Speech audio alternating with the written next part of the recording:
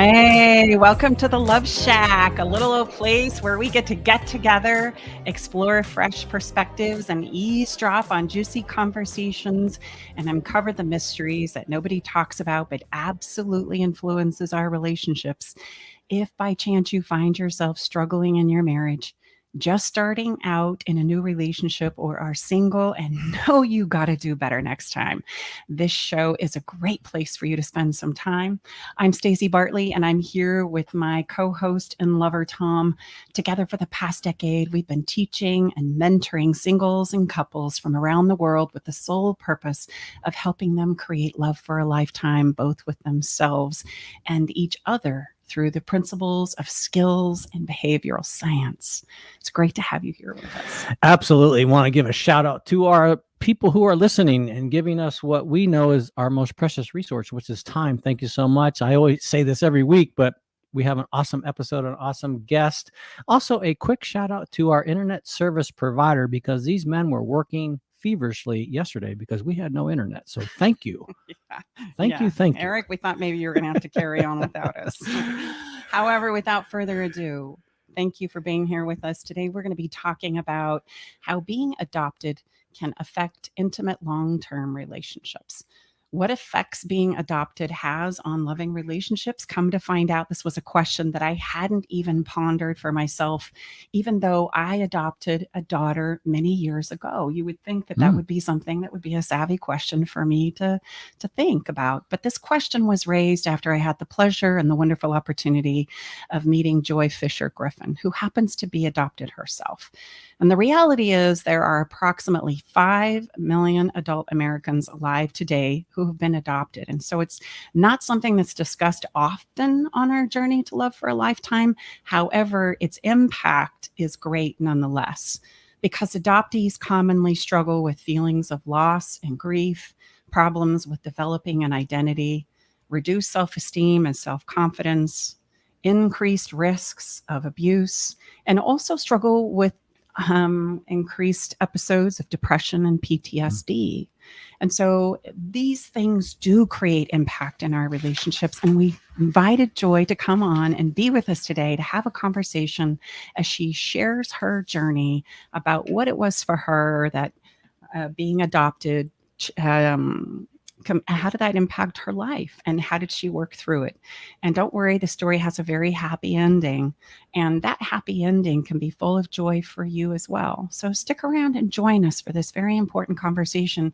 If by chance you're adoptive parent, you are in love with somebody who has been adopted themselves, and you find that they're struggling with these kinds of things, we got some answers, we've got some inspiration waiting for you, and we'll be right back after this really short break to welcome Joi onto our show.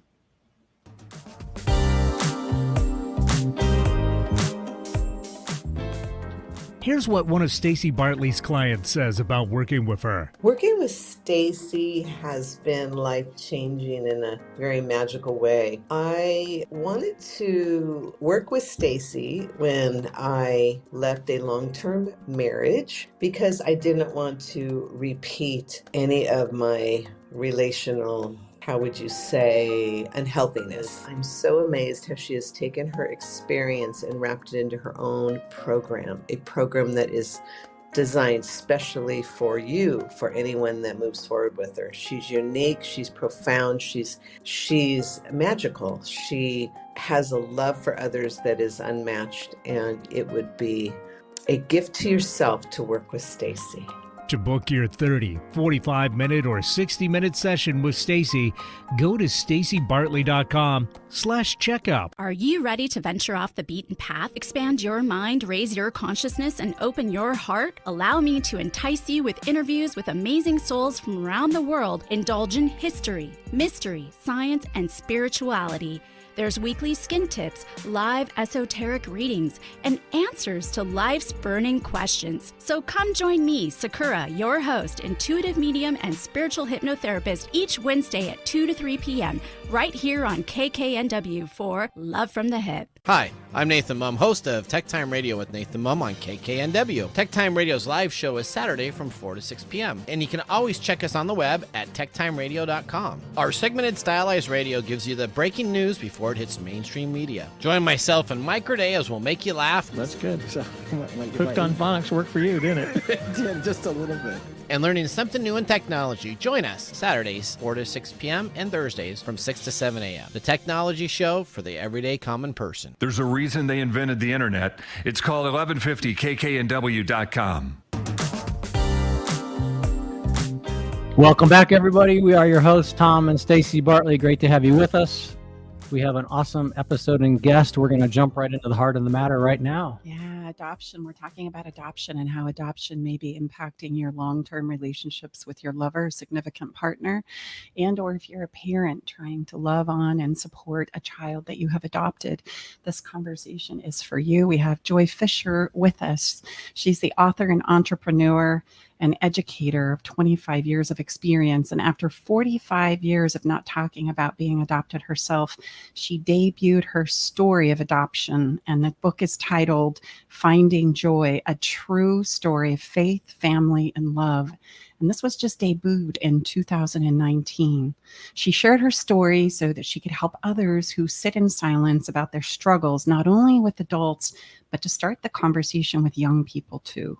She's the author of 2 best-selling children's books on adoption as well, Choosing Joy and Singing with Joy.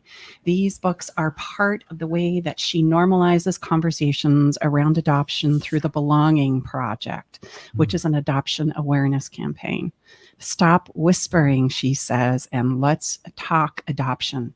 Joi also serves as the adoptee and survivor team, coordinator with Miriam's Heart Organization in New Jersey. And after spending time myself with Joi, she is definitely on a mission to bring awareness to the general community, normalize the conversations around adoption, heal hearts, bridge gaps, help people find their community, identify resources, and erase the shame of adoption. Joi happens to be married, divorced, and remarried, and is the mother of 3 beautiful daughters. She has also miraculously created a reunion with both of her birth parents. And as she said in the book, here's to life's new journey with new family and friends. We are not subtracting anyone from the fold, just adding another layer. So Joi, without further ado, welcome to the show. So great to have you with us here inside the Love Shack. Yes, the Love Shack. Thank you, Stacey and Tom, for having me. Excited to be here. Great introduction, included so many of the key points of things that I focus on. Thank you for that. Oh, absolutely. And so why is it we whisper when we talk about adoption? What has been your experience, and what is it you want listeners to know about this? Yeah, I think we whisper because of shame. We whisper because of embarrassment and fear. Not many people want to talk about adoption in public. And what I was finding as I was going out and beginning to speak, and even in my smaller circles of friends and family, that when people wanted to share something with me, they'd come up to me at the end. Well, you know that I have. And they're actually whispering as they're talking to me. Such and such is adopted in our family. Now we're standing in a room. They're still whispering as they're talking to me. And I'm going, okay. And then it just started happening so much after every presentation. I get great feedback from people. I hear people say that, I never thought of things that way, which is always a great one for me. Mm-hmm. But then I realized, why is everybody whispering? And that's part of the problem. Let's stop whispering and let's talk about adoption. Mm-hmm. Let's normalize the conversations. Adopted folks, adopted families, birth families, foster families, kids in group homes. We're all over the place. And we're talking about everything else in the world. So why not talk about adoption and foster care? Yeah. And where did this idea of shame come from anyway? Because, when I adopted my daughter, I remember thinking of what a generous gift it was to have the opportunity to raise another child, another woman's child, and how courageous that was for that woman to say, hey, I don't think I'm capable here. I think I need to pass this along. From being a mother myself, I can't even imagine what that journey for the mother, the birth mother, which you definitely talk about in your book, is, right? And what a generosity shall we say, demonstration that is, to think about the child more so than yourself and your own needs, because we see that breakdown too. We see mothers who know that they're not ready to be mothers, or fathers that are not ready to be fathers. And we see the crippling effects that has on the children because they're not willing to maybe entertain the idea of adoption. So there's two sides of this, right? And so I think, why can't we talk about it more, just like you? And so I so applaud you for your courageous efforts. Thank you. And to answer that question, one of the things that when we think back to the 60s and 70s, a pregnant, unwed woman was pretty much considered like a disgrace to the family. And I think the shame begins there. And if we also think about the adoptee entering into a family, there is a loss as they move on and move into their adopted family. They also lost their birth parent. So there's a shame and embarrassment that comes along with that. Well, am I good enough? I wasn't enough for her, or not lovable enough for her to keep me. And so then you begin to question and wonder, is it you? And all that, I think, ties into the shame and the fears of abandonment and all the other what are adoption issues, or some common adoption issues with young people who are adopted. Not even just young people, because it still travels over into our adult life and our relationships. Yes, absolutely. And the conversations that happen from the adoptive parents, right? The adoptive parents sometimes want to think that they're contributing all of this into the child, that they're making all of these sacrifices. And oftentimes I've found that adoptive parents can also be threatened by the birth parents, that somehow they're going to lose something with their adopted child if the birth parents re-enter the conversation or their lives. Right. Speak to that a little bit. Absolutely. One of the things, and that's why I started in my support group, actually, one of our support group leaders would say, this isn't a subtraction problem. This is an addition problem. And, why can't people understand it? And when I explained to people my interest in searching and my desire to search, I would explain to them, as a parent of 3, I love all of my children. Nobody questions that. So why is it now that I'm interested in finding my birth parents, do you question my loyalty to my adopted parents? You didn't question my loyalty to my oldest daughter when I had my second daughter, or when I had my third daughter. You just knew that I would love them all. So why can't we understand as a people that the child can love everybody that's a part of the relationship? It doesn't have to be that because birth parents are coming in that they're going to take something away from you as my adopted parents. So, and those are the themes, unfortunately, that we see quite a bit in the media. You always see the angry adoptee, or you see challenges with the adopted parent and the birth parent. So I think as we're beginning to see some changes in the storylines in the media, it's helping. And as we're also having families have open adoptions, that's changing the conversation. But for many of us in my age group and those that came in the 60s, there's still a strong sense of shame and a sense of loss and a loss of identity. And it's something that we have to address. But again, we have to start talking about it and get comfortable asking questions and being asked questions. And in many cases, you also find that the adoptee is missing from some of those conversations. And one of the things I love about the support group one of the support groups that I attend is that there's members of every member of the adoption triad. There's adopted parents, adoptees, and birth parents. And that's very rare in support groups. And so for me to be able to hear, before I even had my reunion with my birth mother, some of the things the birth mothers were concerned with in terms of having relationships with their relinquished children. And then after the reunion, before the reunion, all the things that they were thinking gave me a whole new insight in terms of the magnitude of this reunion coming together, period. And then you also have adopted parents there who are able to share some of the things that concern them and how their children who were going through a reunion helped reinforce for them that they weren't going anywhere, because that's a storyline that you hear as well. If the birth parents are coming in, then they're going to take you away from the adopted parents. And that's not the case. Our parents are our parents. And very rarely do I even use adopted parents. I only use that for conversation purposes, just to make sure people know who I'm talking about. Yeah. My parents will always be my parents. We run into this in our body of work when it comes to step parenting, where the biological parents will feel very threatened if there's somebody that's coming in that's new, and then now they're laying claim to their children and investing in them and spending time with them and developing these relationships. And all of a sudden, both sides can feel threatened. And I loved what you said, because this is definitely a principle that we drive home in our work, and that I want to drive home for our listeners today, that love is an expansive quality, that there is plenty of love to go around, right? That Absolutely. just as you so eloquently said, I have a love of myself, a love of my parents, a love of my daughters, my friends, my community. And you find that the more you love, I have 6 kids biologically, and Tom together and I have 8, and we have 12 grandchildren. And I assure you that with each and every person who enters into our circle or our sphere in our family, it just expands. Yes. And it expands again and again and again. Well, and I would just add to that interestingly enough, the daughter that's listening right now was my biological daughter, just for context, who now works with us very closely, was the one that was the most concerned because she thought she was going to lose her dad. And so we had to assure her and remind her and demonstrate exactly that love is an expansive quality, and it will grow. Right. And families encompass so many different layers of even folks that we're not related to, auntie such and such, uncle such and such, not necessarily related by blood, but just people that you deem as family.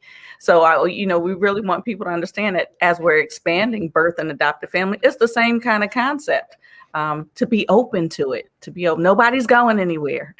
And the more open that you are about accepting that as the adoptive and as the birth parent, the easier it is for the adoptee, because we're often the ones kind of stuck in the middle, and we don't want to be divided and feel like we have to split ourselves up.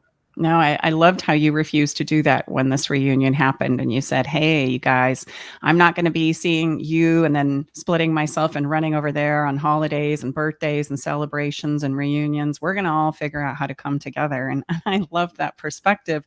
And then you think about all the layers and opportunities of healing that goes on between, think about your birth parents and your adoptive parents and your birth parents, and then the relationships that you get to develop with each of those individually. And you start thinking about the layers of relationships and opportunities for us to just gain understanding through the sharing and experiences. I can't even imagine how glorious that must be for your birth parents now to be a part of your lives, a part of your daughter's lives, as well as your adoptive parents continue to play their role as that support and cheerleader, and just seeing their own families expand and grow. That what a thrill. And boy, do we need more of that in our world, where regardless of where you come from, we can all find a way to come together, right? That is so true. That is so true.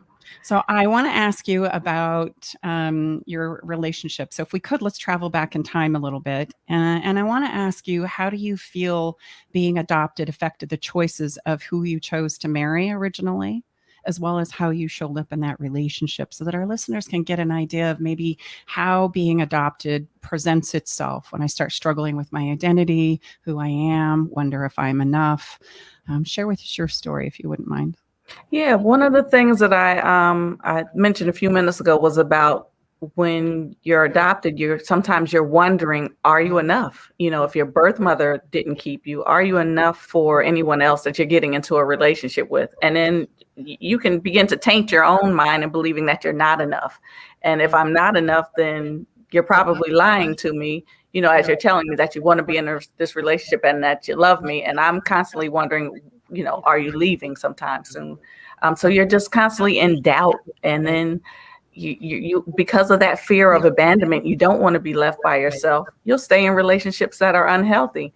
And eventually you end up with the wrong person. And I think that was my experience, because you want to be loved, you want to be in a relationship, and then you begin to believe. And if somebody can see some of those weaknesses or some of those things that you struggle with, they can take advantage of those things and begin to give you some of those negative reinforcements. So I stayed in my marriage for 20 years. And over the years, it was, well, nobody else is going to want you. Nobody else is going to want you because you have 3 children. Nobody else is going to love you. Only I can do. And so those things began to really seep into my mind, and I believed them. And it wasn't until that I finally said, love doesn't feel like this. Love shouldn't hurt like this. And why am I staying here? What benefit am I getting out of all of this? And if it's nothing, move on. then you hear sometimes on the media, well, that means I have to start over, and that means I have to put all this time back into another person, and somebody's going to get the time that I put into him. Oh, well, let him move on, and then you move on and just start over, start fresh. And then, but before you can even start, you got to work on yourself. So a big piece that I do mention in the book is the importance of counseling. And we don't talk about counseling. We talk about counseling for crazy people, but we don't talk about counseling for the everyday person on earth who may be having some struggles, who's trying to figure out why they keep making these poor choices. And talking about it with your girlfriends and your family is not giving you the answer. Seek a counselor. We are professionals for this. Yes. So that's been a big piece in terms of working on me before I entered into another relationship. And then beginning to believe that, yes, I am good enough. I deserve better than this. And it's okay to be by yourself. And that's something that I had to learn over time. And I'm definitely lovable, but I had to begin to believe that myself before I could enter into a healthy relationship to be able to even receive the love that I was getting. That's such a great point. And, one of the things that's so challenging when we're immersed in this idea and this belief that I must keep this person around because I'm not enough, and maybe they're right and nobody else is going to love me like they do. I'm curious if you wouldn't mind sharing with us where did the light bulb go on there? Because sometimes I think maybe we can all relate to the experience of trying to highlight those points like, no, you deserve better. This doesn't make any sense, right? Look at what's happening. And yet we'll defend the person that we want to have stick around because of the fear and the insecurity that we feel inside of ourselves. So what would you say that would be helpful in those moments to help people see and understand that? Like, how could we best support people who are immersed in that idea and that belief that they're not good enough? And we find them essentially protecting their abusers, right? Or the people that are causing them to feel like they're not enough, because then they know that they're not going to go anywhere, as they can on the backside wrestle with some of their stuff and do some things that they know are not okay, right? Right. We keep the whole thing in play and nobody wins, right? It's a continuous breakdown. Is there anything looking back that you would say to people who maybe find themselves in this space and they know that they need to do something about it, but it's scary? Let's be honest, that's one of the greatest acts of courage that we have within inside of ourselves. So that would be my first question. And then my second would be, where did the light bulb go on for you?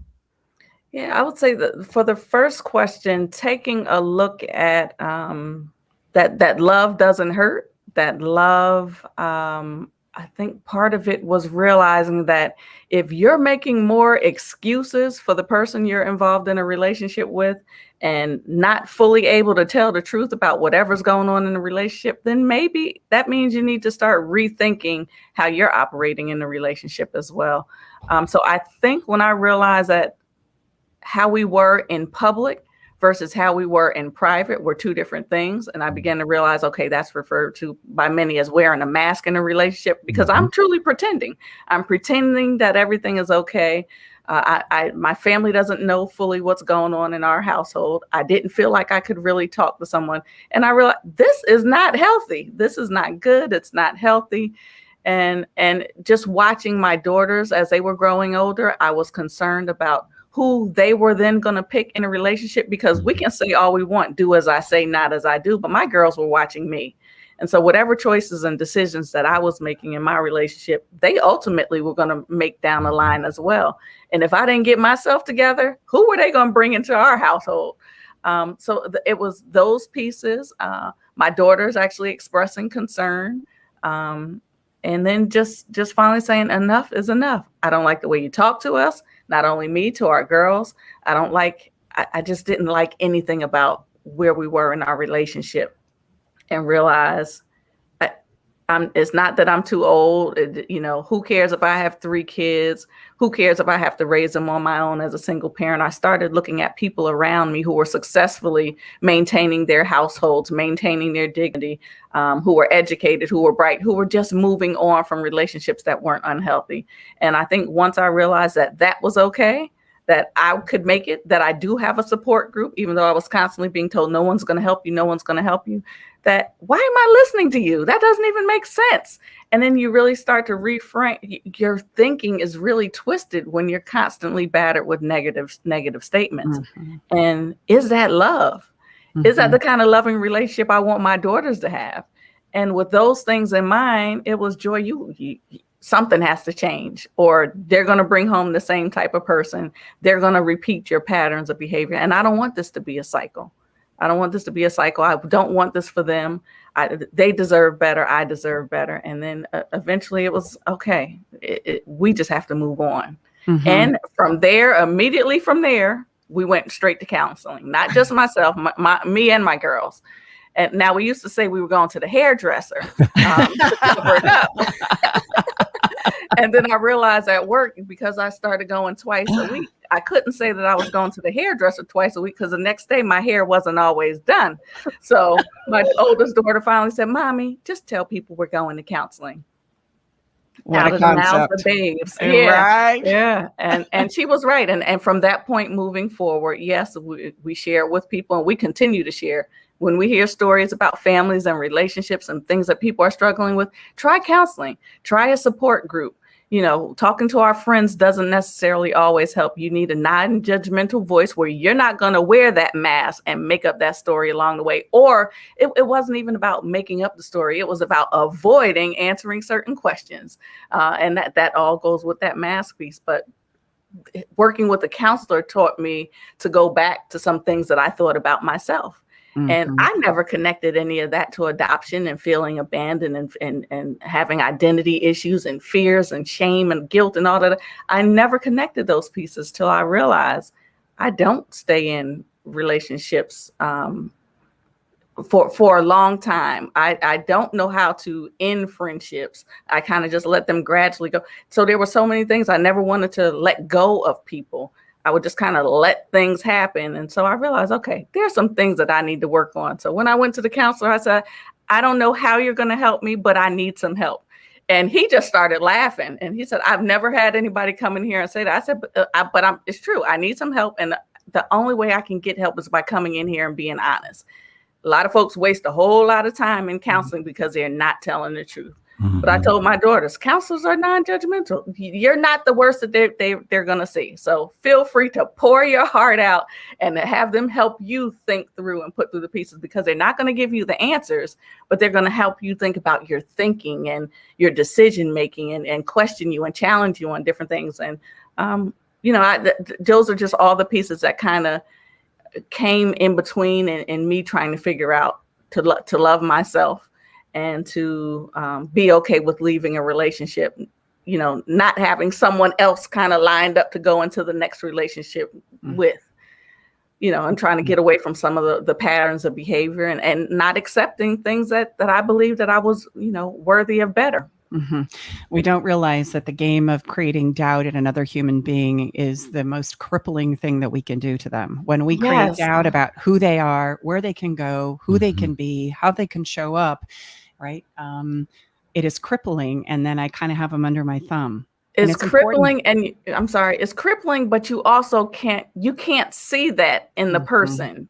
And so those are constant struggles and inner battles that we're dealing with, but the person who's dealing with us can't see. So that whole mask wearing goes right into that piece too. Yeah, absolutely. And so mustering up the courage to say, no, wait a minute. I feel like, even I'm not sure, I deserve better. I want to seek better. I want to do better, which was so profound. And I'm sure your counselor was surprised when you walked in and said, look, I know I need help and I don't know how to do this. So let's go. I'm going to roll up my sleeves. I'm ready to do the work.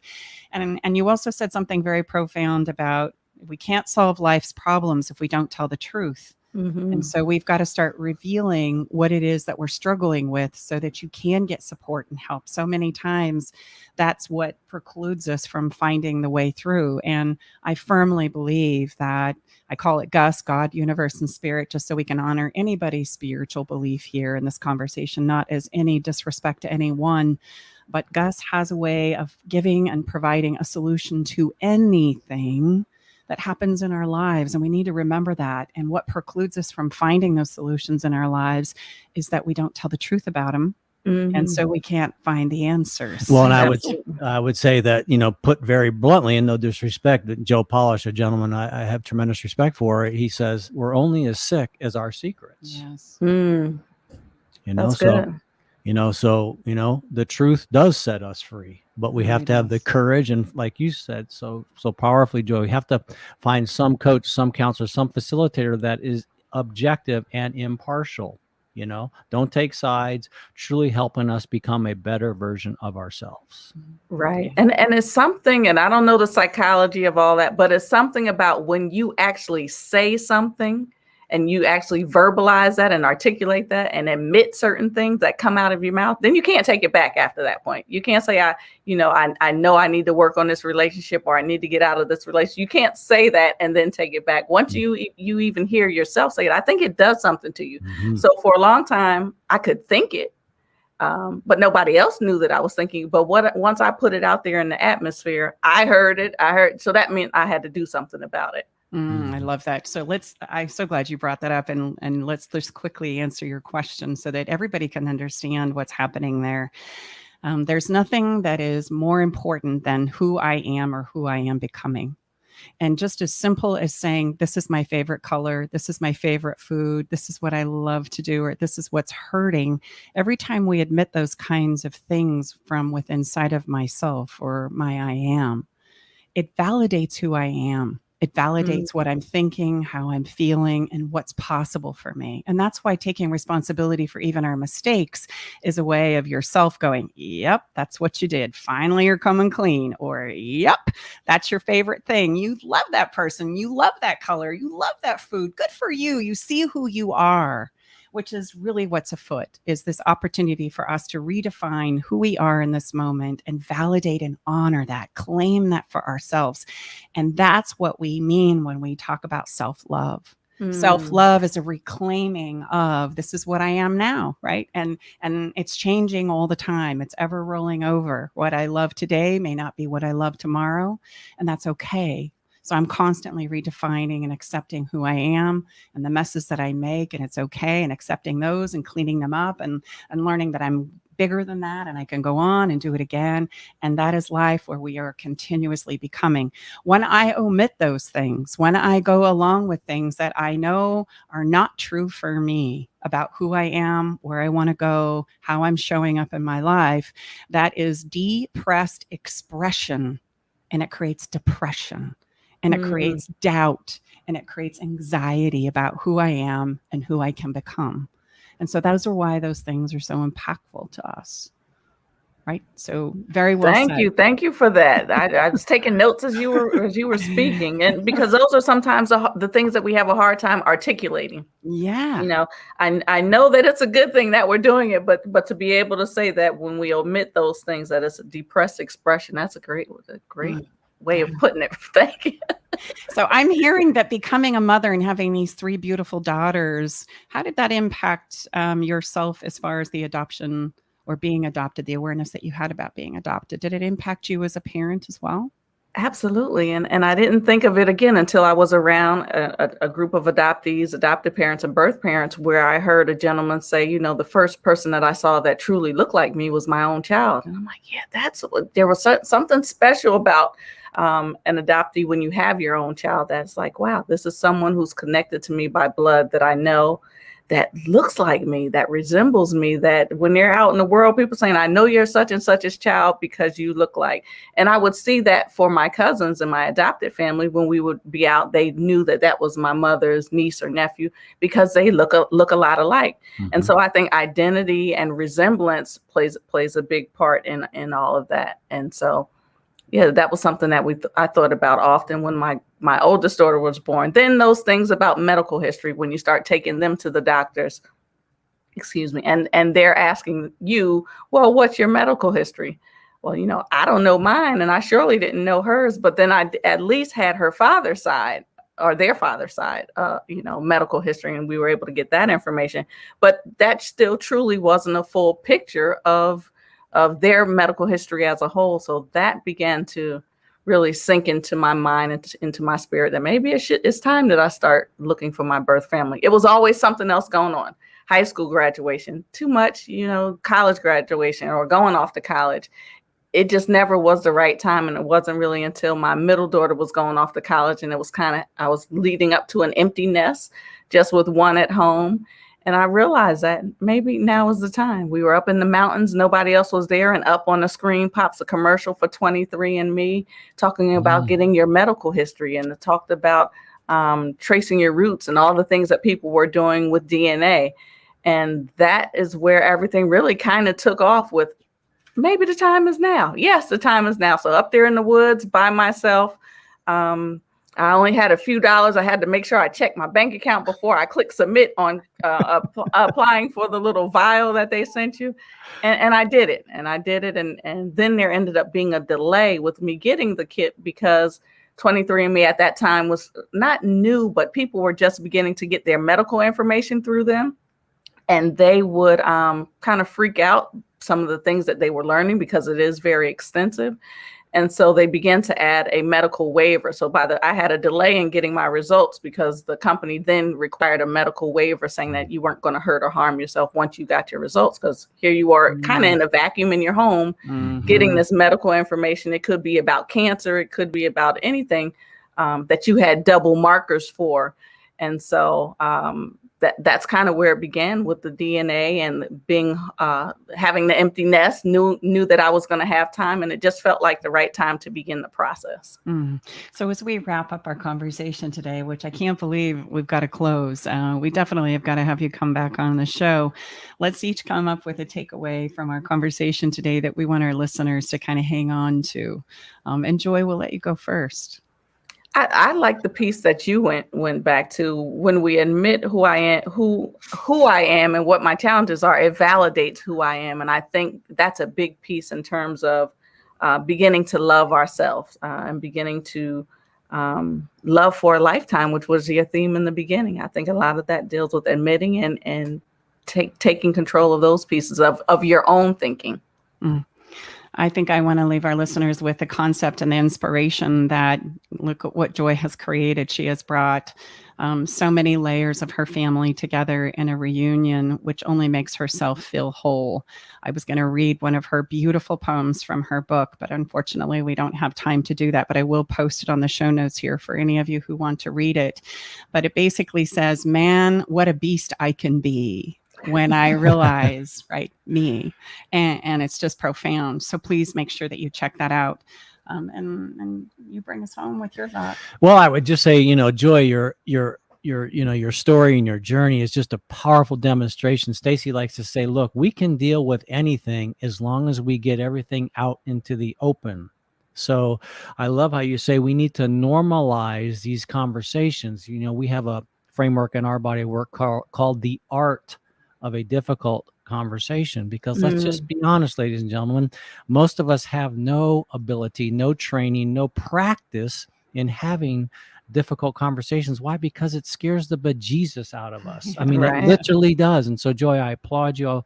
Thank you for your courage to bring this conversation out into the open, because when we can bring, I say this every week, it seems like, but when we have permission and safety around us, then, oftentimes skilled facilitators that create that permission and safety, then we can start having these conversations that none of us have ever had. And so, Joi, absolutely, make sure that you tell people what you're about, what you're doing, and how they can reach out and connect with you.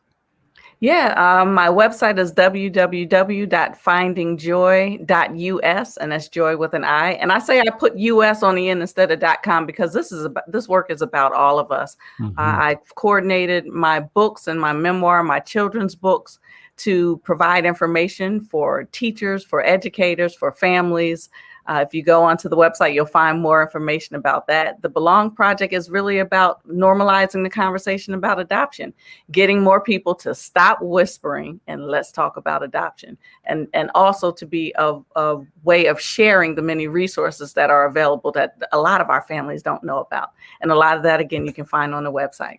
And I do want to say that if you're inspired to donate and spread this message, help her do that through her books and her coloring books and those kinds of things to educators, so that we can begin these conversations earlier in children's lives. So you can donate to that project on your website as well, right, Joi? Yes, that's correct. Awesome. Thank you so much for being here. Such a pleasure. Always. Thank you for having me. Thank you for having me, for inviting me on and taking the risk on a topic that's tough to talk about. No, my pleasure. So let's take a quick break and we'll come right back with a little bit of fun as well as a spread some love moment. We'll be right back.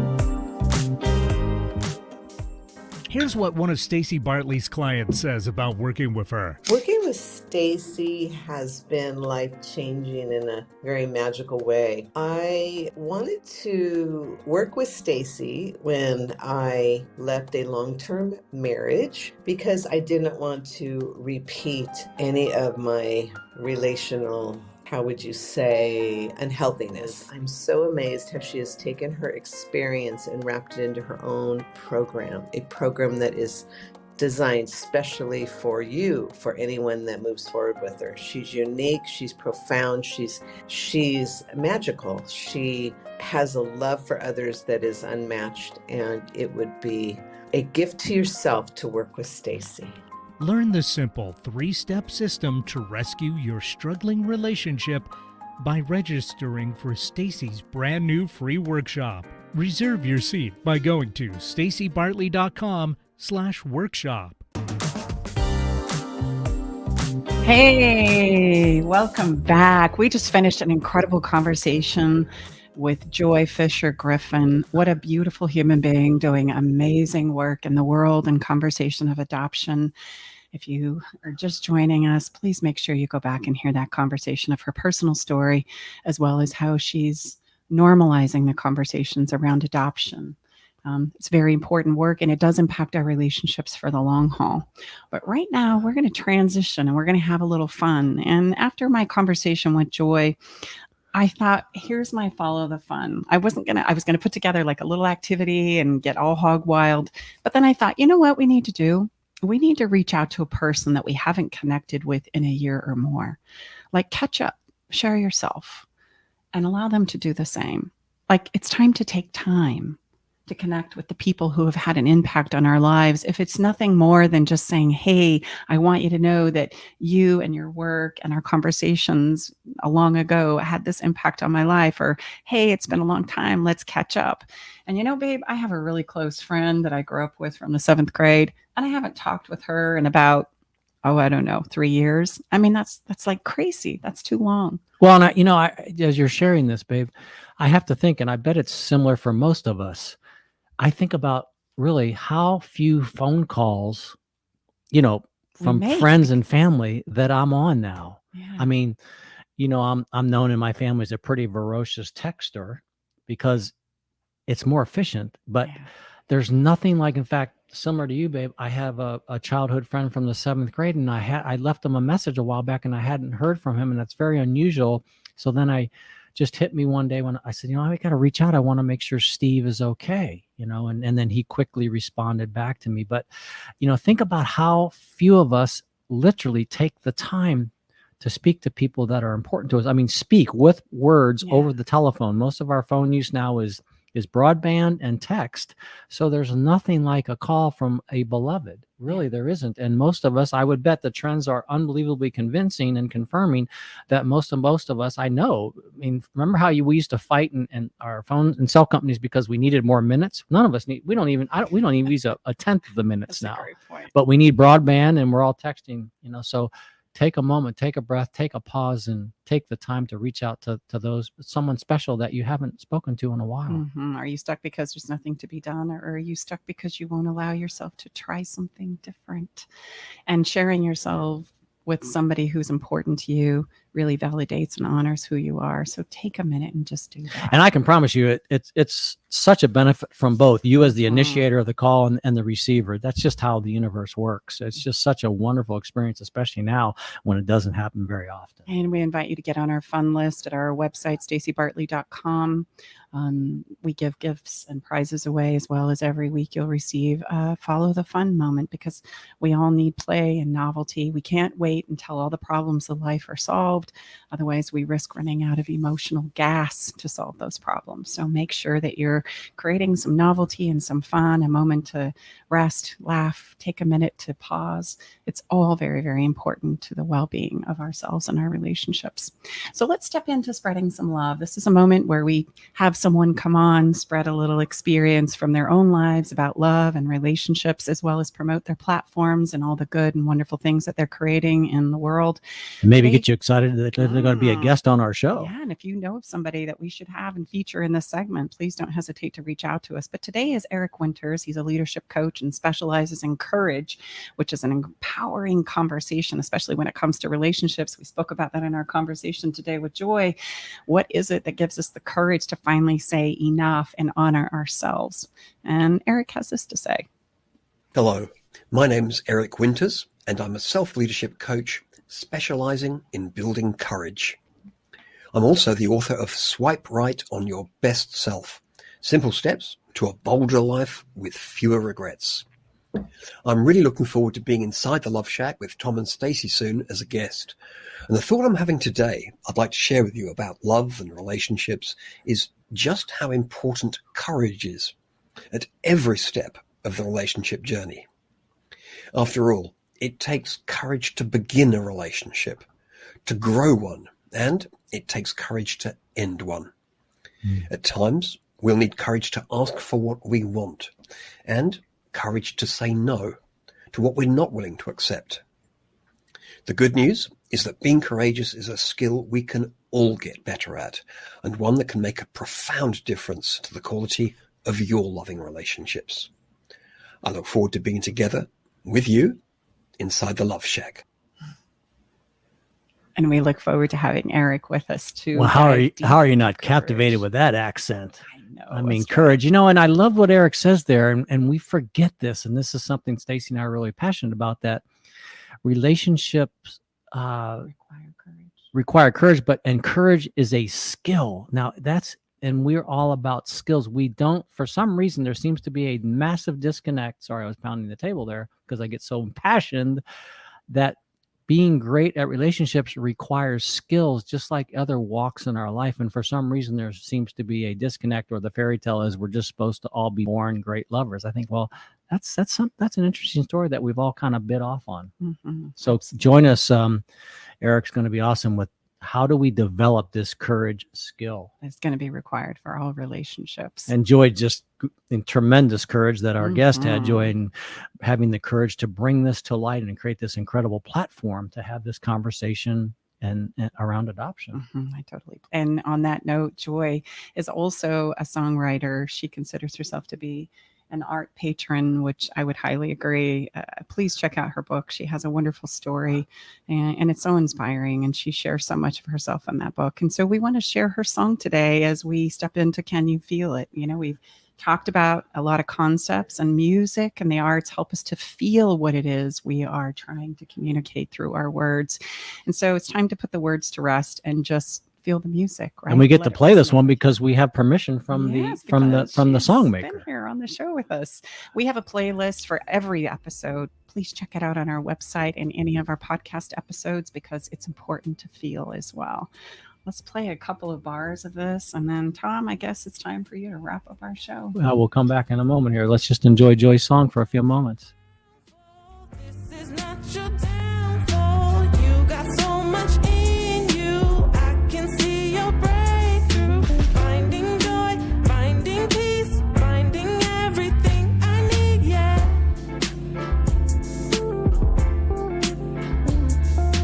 Girl, don't let your crown fall. This is not your downfall. You got so much in you.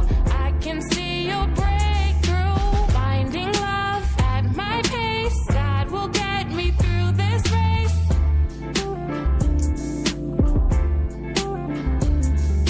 Girl, don't let your crown fall. This is not your downfall. You've got so much in you. I can see your breakthrough. Just stay strong, hold on tight. Everything will be alright, yeah.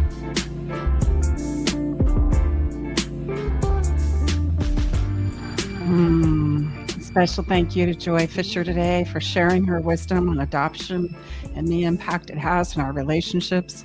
Also to Eric Winters for spreading some love with us about courage. Come on back next week and join us from additional ways to improve your sex, love, and relationships. It's been a pleasure to be here with you today. Absolutely. Thank you so much. Like we always said, you know what? It's this same time, same place. We're live every Thursday at 1 p.m. PST right here on KKNW. And then wherever you get your podcasts, thanks to our awesome Eric Ryder, our engineer extraordinaire at the helm at Spaceship KKNW. Mhm. Makes us look good, sound good, and all that good stuff. And if you found value in being here with us today, we want to take your experience a little deeper. We encourage you to check out all the many ways that we can support you on your sex, love, and relationship journey at staceybartley.com. And may we suggest you begin with getting our free resource on how to stop a fight in 20 seconds or less. You can find it all at staceybartley.com/fight. We're Tom and Stacey Bartley, the hosts of Love Shack Live, together with our engineer, Eric Ryder. Thank you so much for being here and spending some of your precious time with us inside the Love Shack. We'll see you next week. Take care, everybody.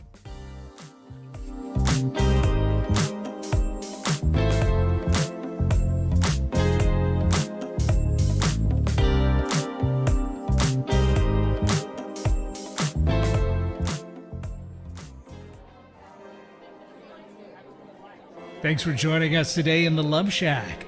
We hope you came away with something that made your toes tingle. To learn more about everything you heard on today's show, go to staceybartley.com/podcast. Love the show? Help us spread the love by sharing the show with others. Okay, everybody, time to go. We gotta close the doors to the Love Shack for this week. You don't have to go home, but you can't stay here. Come back next week, though, and join us for another edition of Love Shack Live with Tom and Stacey Bartley.